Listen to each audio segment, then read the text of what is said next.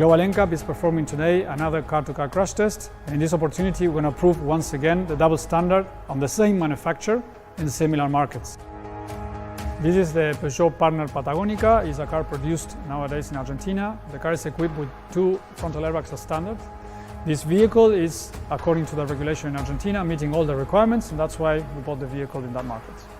Here we have the Peugeot Rifter, which is considered the new partner. The vehicle is produced in the European Union.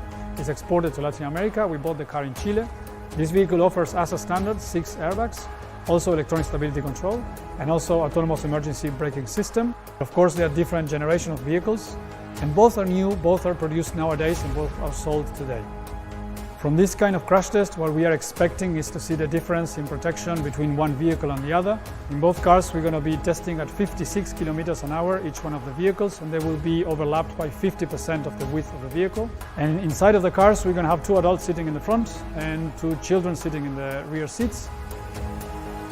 What we likely will see is that the car with the development from the 90s, it's likely to have less protection than the car with a recent development in a better structure and, of course, including latest standards and, of course, state-of-the-art protection for the occupants.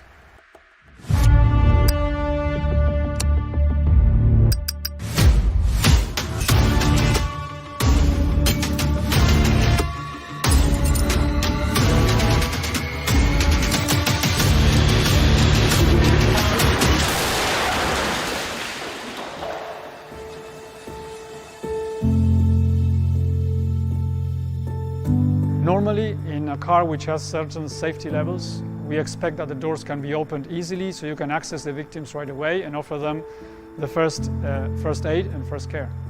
Now, in this vehicle, we have a difficulty to open the door, and that clearly goes really against the basic rules or the needs that we have from the rescue side in order to access the victims as quickly as possible.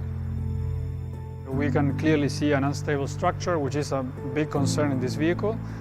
As well, the final position of the driver and the readings of the dummy shows that this dummy has a high probability of life-threatening injuries. In this car, we have a complete different scenario from the previous one. Here we have a clear, stable structure that prevents any of the interior parts of the vehicle getting closer to the driver. The driver readings were acceptable. The seat belts and also the airbags are offering a good protection for the occupants, especially for the driver's side. The ISOFIX systems, also the child seats, offering a good package of protection for the children and also for the occupants in the front row. It is appalling to see a manufacturer offering in the same region this kind of double standard in safety performance. Disappointed on a manufacturer like Peugeot that usually used to lead the world in terms of state-of-the-art safety. The manufacturer can clearly replace this old model by the latest platforms with much better safety performance and safety protection.